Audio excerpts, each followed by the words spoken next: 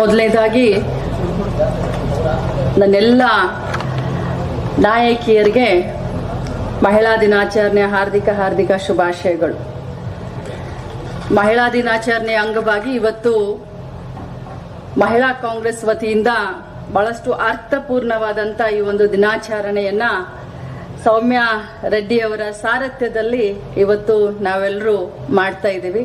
ಈ ಕಾರ್ಯಕ್ರಮದಲ್ಲಿ ಭಾಗವಹಿಸಿದಂಥ ನಮ್ಮ ಕಾಂಗ್ರೆಸ್ ಪಕ್ಷದ ಅಧ್ಯಕ್ಷರು, ರಾಜ್ಯದ ಉಪಮುಖ್ಯಮಂತ್ರಿಗಳಾದಂಥ ಡಿ ಕೆ ಶಿವಕುಮಾರ್ ಸಾಹೇಬ್ರೆ, ನಮ್ಮ ಕಾಂಗ್ರೆಸ್ ಪಕ್ಷದ ಮಾಜಿ ಅಧ್ಯಕ್ಷರು ಹಿರಿಯರು ಆದಂಥ ಅಲಂ ವೀರಭದ್ರಪ್ಪ ಸರ್, ಹಿರಿಯರು ಆದಂಥ ಮಾಜಿ ಮಂತ್ರಿಗಳು ಮತ್ತು ಗ್ಯಾರಂಟಿಯ ಅಧ್ಯಕ್ಷರು ಆದಂಥ ಎಚ್.ಎಂ. ರೇವಣ್ಣ ಸರ್, ಕಾರ್ಯಾಧ್ಯಕ್ಷರಾದಂಥ ನಮ್ಮ ಜಿ.ಸಿ. ಚಂದ್ರಶೇಖರ್ ಸರ್, ಅದೇ ರೀತಿ ಇನ್ನೋರ್ವ ಕಾರ್ಯಾಧ್ಯಕ್ಷರಾದಂಥ ಸೊರಕೆ ಸರ್, ಬಹಳಷ್ಟು ಅವಳ ಚಟುವಟಿಕೆಯನ್ನು ನೋಡಿದ್ರೆ ನನ್ಗೆ ನಿಜವಾಗ್ಲೂ ಬಹಳ ಸಂತೋಷ ಅನಿಸ್ತಾ ಇದೆ. ನಾನು ಮಹಿಳಾ ಕಾಂಗ್ರೆಸ್ ಅಧ್ಯಕ್ಷ ಆದಂತ ಸಂದರ್ಭದಲ್ಲಿ NGOಗಳನ್ನ ಸಂಘಟನೆಗಳನ್ನ ನಡೆಸಿಕೊಂಡು ಬಹಳ ಆಕ್ಟಿವ್ ಆಗಿದ್ರು ಸೌಮ್ಯ ರೆಡ್ಡಿ. ಆ ಸಂದರ್ಭದಲ್ಲಿ ನನಗೆ ಅಧ್ಯಕ್ಷರು ಡಿ ಕೆ ಶಿವಕುಮಾರ್ ಸಾಹೇಬ್ರು ರಾಮಲಿಂಗ ರೆಡ್ಡಿ ಅವ್ರ ಮಗಳು ತುಂಬಾ ಆಕ್ಟಿವ್ ಇದ್ದಾಳೆ, ಮಹಿಳಾ ಕಾಂಗ್ರೆಸ್ಗೆ ನೀನ್ ಕರ್ಕೊಂಡು ಕೆಲಸ ಮಾಡಿಸು ಅಂತ ಹೇಳಿದ್ರು. ನಾನು ಸೌಮ್ಯಗೆ ಫೋನ್ ಮಾಡಿ ಬಾರಮ್ಮ ಭೇಟಿ ಆಗೋಣ ಅಂತ ಕರೆದು ನನ್ನ ಒಂದು ಅಧ್ಯಕ್ಷತೆಯಲ್ಲಿ ಜನರಲ್ ಸೆಕ್ರೆಟರಿ ಆಗಿ ಕೆಲಸ ಮಾಡಿದ್ಲು. ನನ್ನ ಜೊತೆನೆ ಶಾಸಕಿಯಾಗಿ ಕೆಲಸ ಮಾಡಿದ್. ತಮ್ಗೆಲ್ಲರಿಗೂ ಗೊತ್ತು, ಇವತ್ತು ಮಹಿಳಾ ಕಾಂಗ್ರೆಸ್ ಅಧ್ಯಕ್ಷರಾದಂಥ ಸೌಮ್ಯ ರೆಡ್ಡಿ ಅವರೇ, ಮಂಜುಳಾ ನಾಯ್ಡು ಅವರೇ, ಜಲಜಾ ನಾಯಕ್ ಅವರೇ, ನನ್ನ ಆತ್ಮೀಯ ಸಹೋದರಿ ಪುಷ್ಪಾ ಅಮರ್ನಾಥ್ ಅವರೇ, ಅದೇ ರೀತಿ ಬಂದಂತ ಮಾಧ್ಯಮದ ಎಲ್ಲ ನನ್ನ ಸಹೋದರರು. ನಾನು ಏನ್ ಮಾತಾಡ್ಬೇಕನ್ನೋದನ್ನ ನೀವೆಲ್ಲರೂ ಸೇರ್ಕೊಂಡು ಮರೆಸ್ಬಿಟ್ರಿ. ಒಬ್ಬೊಬ್ಬರ ಭಾಷಣ ಅಲ್ಲಿ ನಾನು ಕೆಳಗಡೆ ಕೂತ್ಕೊಂಡು ಕೇಳ್ತಾ ಇದ್ದೆ. Soumya, you have a very beautiful and knowledgeable team with you. ತುಂಬಾ ಒಳ್ಳೆ ನಾಲೆಜ್ ಇದ್ದಂಥವ್ರನ್ನ ಮಹಿಳಾ ಕಾಂಗ್ರೆಸ್ಗೆ ನೀನ್ ತಗೊಂಡಿದೀಯ. ಅದು ನಿನ್ನ ದೊಡ್ಡತನ ಅಮ್ಮ. ಒಂದ್ ಮಾತನ್ನ ಹೇಳಲಿಕ್ಕೆ ಬಯಸ್ತೇನೆ, ಬಹಳಷ್ಟು ನಾಯಕಿಯರು ನನ್ನ ಜೊತೆ ಕೆಲಸ ಮಾಡಿದಂಥವ್ರು ಇದ್ದೀರಾ ಮತ್ತು ಬಹಳಷ್ಟು ಹೊಸ ಚಿಗುರು ಕೂಡ ಈ ಒಂದು ಮಹಿಳಾ ಕಾಂಗ್ರೆಸ್ನಲ್ಲಿ ಸೌಮ್ಯ ರೆಡ್ಡಿ ಅವರು ಹುಟ್ಟು ಹಾಕಿದ್ದಾರೆ. ನಾನು ಮಹಿಳೆಯರ ಬಗ್ಗೆ ಮಾತನಾಡೋದು ಅಂತಂದ್ರೆ ನನಗೆ ಎಲ್ಲಿಲ್ಲದ ಒಂದು ಉತ್ಸಾಹ. ಗಂಟೆಗಂಟ್ಲೆನೆ ನಮ್ಮ ಬಗ್ಗೆ ನಾವು ಮಾತಾಡೋದು ಅಂತಂದ್ರೆ ಮಾತನಾಡಬಹುದು. ಆದ್ರೆ ರಾಜಕಾರಣದಲ್ಲಿ ಮಹಿಳೆ, ಅದ್ರ ಬಗ್ಗೆ ನಾವು ಇವತ್ತು ವಿಚಾರ ಮಾಡಬೇಕಾಗಿದೆ. ಮಹಿಳೆ ಎಲ್ಲಾ ಕ್ಷೇತ್ರದಲ್ಲೂ ನಾವು ಸೈ ಎನ್ನಿಸ್ಕೊಂಡಿದೀವಿ. ಮನೆಯನ್ನ ಹಿಡ್ಕೊಂಡು ಚಂದ್ರಯಾನ ಮಾಡುವವರೆಗೂ ನಾವು ಮಹಿಳೆಯರು ಇವತ್ತು ಯಾವುದ್ರಲ್ಲೂ ಕೂಡ ಹಿಂದೆ ಇಲ್ಲ ಅನ್ನುವಂತ ಒಂದು ತಾಕತ್ ಅನ್ಬಹುದು, ಅಥವಾ ನಮ್ಮ ಅಭಿಮಾನವನ್ನ ನಾವು ಮೆರೆದಿದ್ದೀವಿ. ಆದ್ರೆ ಇವತ್ತು ರಾಜಕಾರಣದಲ್ಲಿ ಯಾವತ್ತಿದ್ರು ನಮ್ಮ ಅಧ್ಯಕ್ಷರು ಒಂದ್ ಮಾತು ಹೇಳ್ತಾರೆ, ಮಹಿಳೆಯನ್ನ ಬಿಟ್ಟು ರಾಜಕಾರಣವನ್ನ ಊಹಿಸ್ಲಿಕ್ಕೆ, ಸಮಾಜದಲ್ಲಿ ಮಹಿಳೆಯನ್ನ ಬಿಟ್ಟು ಸಮಾಜದಲ್ಲಿ ಇರ್ಲಿಕ್ಕೆ ಸಾಧ್ಯ ಇಲ್ಲ. ಮುಂಬರುವಂತ ದಿನದಲ್ಲಿ ಏನು ಸೌಮ್ಯ ಹೇಳಿದ್ಲು, ಏನಾದ್ರೂ 33% ಮಹಿಳಾ ಆರಕ್ಷಣೆ ಏನಾದ್ರೂ ಬಂದ್ಬಿಟ್ರೆ ನಮ್ಮ ಕರ್ನಾಟಕ ರಾಜ್ಯದಲ್ಲಿ ಸುಮಾರು 70ರಿಂದ 75 ಮಹಿಳಾ ಶಾಸಕಿಯರನ್ನ ನಾವು ಇವತ್ತು ನೋಡ್ಲಿಕ್ಕೆ ಸಾಧ್ಯ ಆಗುತ್ತೆ. ಆ 70-75 ಶಾಸಕಿಯರು ಎಲ್ಲಿಂದ ಬರ್ತಾರೆ ಅಂತಂದ್ರೆ ಅದೆಲ್ಲ ಇಲ್ಲಿ ಕುಳಿತಂತ ನಾಯಕರಿಂದ ಬರಬೇಕು ಅನ್ನೋದೇ ನನ್ನ ಆಸೆ. ಒಂದು ದಿನ ನಾನು ಕೂಡ ಅಲ್ಲೇ ಕೂತ್ಕೊಂಡಿದ್ದೆ, ಎಲ್ಲೇ ಚೇರ್ ಮೇಲೆ ಅಲ್ಲ, ಅಲ್ಲಿ ಕೂತ್ಕೊಂಡಿದ್ದೀರಲ್ಲ, ಅಲ್ಲಿ ಕೂತ್ಕೊಂಡಿದ್ದೆ ನಾನು 26 ವರ್ಷದ ಹಿಂದೆ 1998ನೇ ಇಸ್ವಿಯಲ್ಲಿ ರಾಜಕಾರಣದಲ್ಲಿ ಪ್ರವೇಶ ಮಾಡಿದೆ. ಒಬ್ಬ ಕಾರ್ಯಕರ್ತೆಯಾಗಿ, ಸಾಮಾನ್ಯ ಕಾರ್ಯಕರ್ತೆಯಾಗಿ ಮಾರ್ಗ್ರೆಟ್ ಅಳ್ವಾ ಅವರ ಚುನಾವಣಾ ಪ್ರಚಾರಕ್ಕೆ ಮನೆ ಮನೆಗೆ ಹೋಗಿ ಪ್ಯಾಂಪ್ಲೆಟ್ ಹಂಚಿ ಅವರ ಒಂದು ಬೂತ್ ಏಜೆಂಟ್ ಆಗಿ, ಕೌಂಟಿಂಗ್ ಏಜೆಂಟ್ ಆಗಿ ನನ್ನ ರಾಜಕಾರಣವನ್ನ ಶುರು ಮಾಡಿ ಇವತ್ತು ನನಗೆ ಹೆಮ್ಮೆ ಅನಿಸುತ್ತೆ. ಕಾಂಗ್ರೆಸ್ ಪಕ್ಷದ ಮುಖ್ಯಮಂತ್ರಿಗಳಾದಂಥ ಸಿದ್ದರಾಮಯ್ಯನವರು ಮತ್ತು ಡಿ ಕೆ ಶಿವಕುಮಾರ್ ಅವರು ಒಂದು ಅವಕಾಶವನ್ನ ಕೊಟ್ಟರು. ಇವತ್ತು ತಮ್ಮೆಲ್ಲರ ಸೇವೆಯನ್ನ ಮಾಡುವಂತ ಒಂದು ಕೆಲಸವನ್ನ ನಾನು ರಾಜ್ಯದಲ್ಲಿ ಮಾಡ್ತಾ ಇದ್ದೀನಿ. ನಾನೆಲ್ಲ ಅಕ್ಕ ತಂಗಿಯರಿಗೆ ಹೇಳಲಿಕ್ಕೆ ಬಯಸ್ತೇನೆ, ರಾಜಕಾರಣ ನಮಗೆ ಯಾರೋ ಹೆಗಲ ಮೇಲೆ ಹೊತ್ಕೊಂಡು ಹೋಗ್ತಾರೆ ಅಂತಂದ್ರೆ ಅದು ನಮ್ಮ ಭ್ರಮೆ. ನಮಗೆ ಮಾರ್ಗದರ್ಶನ ಅವ್ರು ಮಾಡ್ತಾರೆ.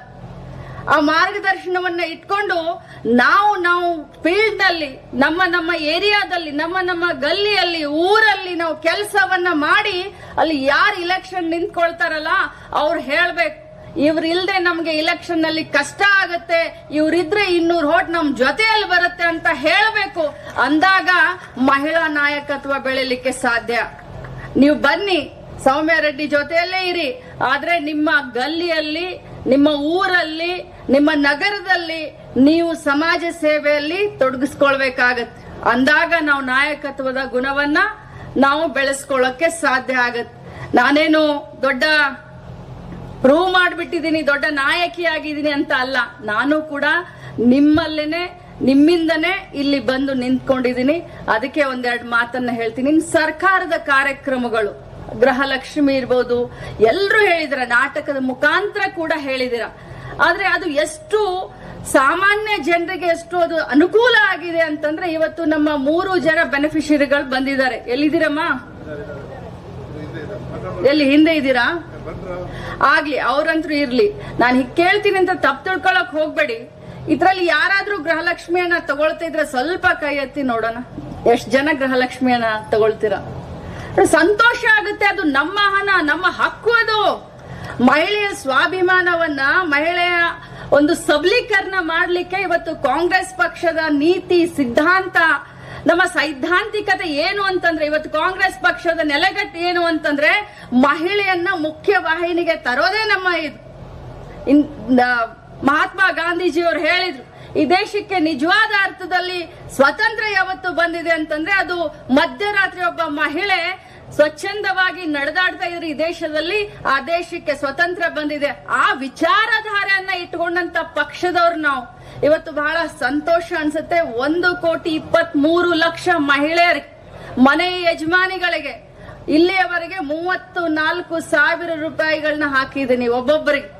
1,22,00,000 ಮಹಿಳೆಯರಿಗೆ. ನೋಡಿ ಎಂತ ಪುಣ್ಯದ ಕೆಲಸ, ಎಂತ ಪುಣ್ಯದ ಕೆಲಸ. ಬೇರೆ ಪಕ್ಷದವರು, ಬಿಜೆಪಿ ಅವರು, ಅದಾನಿಯವ್ರನ್ನ, ಅಂಬಾನಿಯವ್ರ ಸಾಲ ಮನ್ನಾ ಮಾಡೋದ್ ಬಿಟ್ರೆ, ಅವ್ರನ್ನ ಬೆಳೆಸೋದ್ ಬಿಟ್ರೆ ಅವ್ರಿಗೆ ಈ ರೀತಿ ಕಲ್ಪನೆಗಳು, ಕಾರ್ಯಕ್ರಮಗಳು ಅವರ ಮನಸ್ಸಿಗೆ ಹೊಳೆಯೋದಿಲ್ಲ. ಆದ್ರೆ ಕಾಂಗ್ರೆಸ್ ಪಕ್ಷ, ಅದಕ್ಕೆ ಹೇಳೋದು ಮಹಿಳೆಯರ ಪರವಾಗಿರುವಂತ ಪಕ್ಷ. ನಮ್ಮ ಪಕ್ಷ ಯಾವಾಗ ಅಧಿಕಾರಕ್ಕೆ ಬಂದಿದೆಯೋ ಅವಾಗ ಮಹಿಳೆಯರ ಬಗ್ಗೆ ವಿಚಾರ ಮಾಡುತ್ತೆ, ರೈತರ ಬಗ್ಗೆ ವಿಚಾರ ಮಾಡುತ್ತೆ, ಮಕ್ಕಳ ಬಗ್ಗೆ ವಿಚಾರ ಮಾಡುತ್ತೆ, ಯುವಕರ ಬಗ್ಗೆ ವಿಚಾರ ಮಾಡುತ್ತೆ, ಕಲ್ತಂತವ್ರ ಬಗ್ಗೆನೂ ಮಾಡುತ್ತೆ, ಕಲಿದ್ಲೆ ಇದ್ದಂತವ್ರ ಬಗ್ಗೆನೂ ಮಾಡುತ್ತೆ. ಅದಕ್ಕೆ ಅಲ್ವಾ ಅಕ್ಷರ ಕೊಟ್ಟಿದ್ದು ಕಾಂಗ್ರೆಸ್, ಅನ್ನ ಕೊಟ್ಟಿದ್ದು ಕಾಂಗ್ರೆಸ್, ಆಶ್ರಯ ಕೊಟ್ಟಿದ್ದು ಕಾಂಗ್ರೆಸ್, ಆರೋಗ್ಯ ಕೊಟ್ಟಿದ್ದು ಕಾಂಗ್ರೆಸ್. ಇಂಥ ಕಾಂಗ್ರೆಸ್ ಪಕ್ಷದ ಒಬ್ಬ ನಾಯಕಿ ಆಗಿದ್ದೀವಿ ನಾವು ನೀವೆಲ್ಲೋ ಎಲ್ಲ ಅಂತಂದ್ರೆ ನಾವು ಬಹಳ ಹೆಮ್ಮೆಯಿಂದ ಇರಬೇಕು. Yes, I agree. ಇವತ್ತು ದೇಶದಲ್ಲಿ ಕಾಂಗ್ರೆಸ್ ಪಕ್ಷಕ್ಕೆ ಸ್ವಲ್ಪ ಸಂಕಷ್ಟದ ದಿನಗಳು ಬಂದಿದಾವೆ. ಆ ಸೂರ್ಯನಿಗೆ ಗ್ರಹಣ ಹಿಡಿಯುತ್ತೆ. 135 ವರ್ಷ ಹಳೆಯ ಪಕ್ಷ ನಮ್ ಆಯ್ತು, ಪರವಾಗಿಲ್ಲ. ಆದ್ರೆ ಮತ್ತೆ ಪುಡ್ದೇಳುವಂತ ಕಾಲ ಬಂದೇ ಬರುತ್ತೆ. ತಾವೆಲ್ಲ ಧೈರ್ಯದಿಂದಿರಬೇಕು. ತಾವೇ ನಮ್ಮ ಕಾಂಗ್ರೆಸ್ ಪಕ್ಷದ ಕಟ್ಟಾಳುಗಳು. ಯಾಕಂತಂದ್ರೆ ನಮಗೆ ಹೆಮ್ಮೆ ಇರ್ಬೇಕು. ಮೊದಲು ನಾವು ನಮ್ಮನ್ನ ಕನ್ವಿನ್ಸ್ ಮಾಡ್ಬೇಕು. ಬೇರೆಯವ್ರನ್ನ ಕನ್ವಿನ್ಸ್ ಮಾಡೋಕ್ಕಿಂತ ಮುಂಚೆ ನಾವು ನಮ್ಮನ್ನ ಕನ್ವಿನ್ಸ್ ಮಾಡಬೇಕು. ಕಾಂಗ್ರೆಸ್ ಪಕ್ಷದಲ್ಲಿ ನಾವು ಯಾಕಿದೀವಿ, ಕಾಂಗ್ರೆಸ್ ಪಕ್ಷದಿಂದ ಸಮಾಜಕ್ಕೆ ನಮಗೆ ಏನ್ ಅನುಕೂಲ ಆಗಿದೆ ಅನ್ನೋದನ್ನ ನಾವು ನಮಗ್ ಕನ್ವಿನ್ಸ್ ಮಾಡಿದ್ರೆ ನಾವು ಬೇರೆ 10 ಜನರನ್ನ ಕನ್ವಿನ್ಸ್ ಮಾಡ್ತೀವಿ. ನಾನು ಇಷ್ಟೇ ನನ್ನ ಅಕ್ಕ ತಂಗಿಯರಿಗೆ ಹೇಳ್ತೀನಿ, ಧೈರ್ಯಂ ಸರ್ವತ್ರ ಸಾಧನಂ. ಇಲ್ಲಿ ತೋರ್ಸಿದ್ರು ನಾಟಕ, ಇಷ್ಟು ಚೆನ್ನಾಗಿ ಮಾಡಿದ್ರು ಅವ್ರು. ಸ್ವಲ್ಪ ಟೈಮ್ ಜಾಸ್ತಿ ತಗೊಂಡ್ರು, ಆದ್ರೆ ಆ ನಾಟಕದಲ್ಲಿ ಅರ್ಥ ಇದೆ.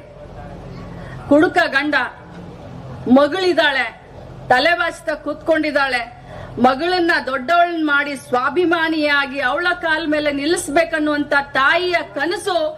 ಈ ಕಡೆ ನೋಡಿದ್ರೆ ಬೆಳಕಿದೆ, ಈ ಕಡೆ ನೋಡಿದ್ರೆ ಕುಡುಕ ಗಂಡ ಕತ್ಲಿದೆ.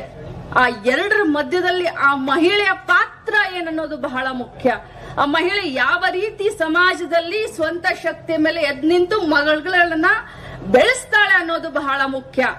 ಎಲ್ಲಾ ಒಂದು ಪ್ರಸಂಗದಲ್ಲಿ ನಾವು ಕೂಡ ನಮ್ಮ ಜೀವನದಲ್ಲಿ ಏಳು ಬೀಳುಗಳನ್ನ ಕಂಡಿದ್ದೀವಿ.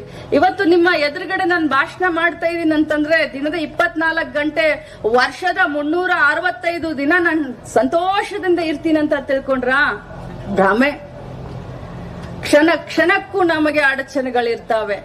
ದಿನ ದಿನಕ್ಕೂ ನಾವು ಮೆಟ್ಟಿ ನಿಲ್ಬೇಕಾಗಿರುತ್ತೆ. ಯಾರೂ ಕೂಡ ಸುಖದ ಸುಪ್ಪತ್ತಿಗೆ ಮೇಲೆ ಮಹಿಳೆ ನಡಿಲಿಕ್ಕೆ ಸಾಧ್ಯ ಇಲ್ಲ. ಮುಳ್ಳಿನ ಹಾಸಿಗೆಯನ್ನ, ಗುಲಾಬಿ ಹೂವನ್ನ ಹತ್ರಲ್ಲಿ ಹುಡುಕುವಂತ ಕೆಲಸ ನೀವೆಲ್ಲ ಮಾಡ್ಬೇಕಾಗತ್ತೆ. ಒಬ್ಬ ಗೃಹಿಣಿನೇ ಆಗಿರ್ಲಿ, ಒಬ್ಬ ಆಫೀಸರ್ ಆಗಿರ್ಲಿ, ಒಬ್ಬ ಕೂಲಿ ಕೆಲಸ ಮಾಡುವಂತ ಮಹಿಳೆನೇ ಆಗಿರ್ಲಿ, ಅಥವಾ ಇವತ್ತು ಲಕ್ಷ್ಮಿ ಹೆಬ್ಬಾಳ್ಕರೇ ಇರ್ಲಿ, ಅಥವಾ ಸಾಧನೆ ಮಾಡಿದಂತ ಎಲ್ಲ ನನ್ನ ಅಕ್ಕ ತಂಗಿಯರ ಫೋಟೋ ಹಾಕಿದ್ದಾರೆ.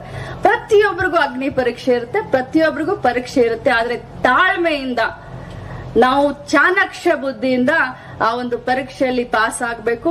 ನಿಮ್ಮೆಲ್ಲರ ಭವಿಷ್ಯ ಉತ್ತಮವಾಗ್ಲಿ, ಉಜ್ವಲವಾಗ್ಲಿ, ತಾವೆಲ್ಲರೂ ರಾಜಕಾರಣದಲ್ಲಿ ಬೆಳಿಲಿ ಅಂತ ನಾನು ಭಗವಂತನಲ್ಲಿ ಪ್ರಾರ್ಥನೆ ಮಾಡ್ಕೊಂಡು, ಸೌಮ್ಯ ರೆಡ್ಡಿ ಅವರು ಬಹಳ ಪ್ರೀತಿಯಿಂದ ಈ ಒಂದು ಕಾರ್ಯಕ್ರಮಕ್ಕೆ ಕರೆದ್ರು. ನನಗೆ 2 ಗಂಟೆ ಮೇಲೆ ಆದ್ರೆ ಸ್ವಲ್ಪ ಬೆನ್ನು ಜಾಸ್ತಿ ಆಗತ್ತೆ. ಆದ್ರೂ ಕೂಡ ನಿಮ್ನೆಲ್ಲರನ್ನು ನೋಡಿ ಆ ಬೆನ್ನುವೇ ನನಗೆ ಮಾಯ ಆಯ್ತು. ನನಗೆ ನನ್ನ ಕರಿಯರ್ನಲ್ಲಿ ಪ್ರತಿಯೊಬ್ರು ನನಗೆ ಸಹಕಾರ ಕೊಟ್ಟರು, ಮಾರ್ಗದರ್ಶನ ಮಾಡಿದ್ರು. ಒಂದ್ ಮಾತು ರೇವಣ್ಣ ಸರ್ ಅಂದಿದ್ದು ನನ್ನ ಹೃದಯಕ್ಕೆ ಬಹಳ ಅಂದ್ರೆ ಬಹಳ ಖುಷಿ ಆಯ್ತು. ಅವರೊಂದ್ ಮಾತು ಹೇಳಿದ್ರು. ನಾನು ಜಿಲ್ಲಾ ಕಾಂಗ್ರೆಸ್ ಅಧ್ಯಕ್ಷ, ಮೇನ್ ಕಾಂಗ್ರೆಸ್ ಇದ್ದಾಗ ಅವರು ನಮ್ಮ ಜಿಲ್ಲೆಯ ಜನರಲ್ ಸೆಕ್ರೆಟರಿ ಆಗಿದ್ರು. ಅವಾಗ್ಲೂ ಬೆಳೆಸಿದ್ರಮ್ಮ, ಬಾಮ್ಮ ನಾನು ಹತ್ತಿಸ್ತೀನಿ ಮೆಟ್ಲು ಅಂತಂದ್ರು. ಈ ಭಾವನೆ ಪ್ರತಿಯೊಬ್ಬ ಪುರುಷರಿಗೆ ಬಂದ್ರೆ ನಮ್ಮ ಮಹಿಳಾ ಕಾಂಗ್ರೆಸ್ ನ ತಡೆಯಕ್ಕೆ ಯಾರಿಂದನೂ ಸಾಧ್ಯ ಇಲ್ಲ ಅಂತ ಹೇಳಿ ತಮ್ಮೆಲ್ರಿಗೂ ಶುಭಾಶಯನ ಕೋರಿ, ನಾನು ಶಾಸಕಿ ಸೌಮ್ಯ ರೆಡ್ಡಿನೇ ಅಂತ ಹೇಳ್ತೀನಿ. 16 ಹೋಟೆಲ್ ಸೋತಿದ್ದಾಳೆ, ಆದ್ರೆ ಯಾವುದೇ ಕಾರಣಕ್ಕೂ ಅದನ್ನ ನಾನಂತರೂ ಸೋಲಂತ ಒಪ್ಪೋದಿಲ್ಲ. ನನ್ನ ಆತ್ಮೀಯ ಸಹೋದರಿಯ ಒಂದು ಸಂಘಟನೆಯಲ್ಲಿ ತಾವೆಲ್ಲರೂ ಉತ್ತಮವಾದಂತ ಭವಿಷ್ಯವನ್ನ ರೂಪಿಸ್ಕೊಳ್ಳಿ ಅಂತ ಹೇಳಿ ನನ್ನ ಮಾತನ್ನ ಮುಗಿಸ್ತೀನಿ. ನಮಸ್ಕಾರ.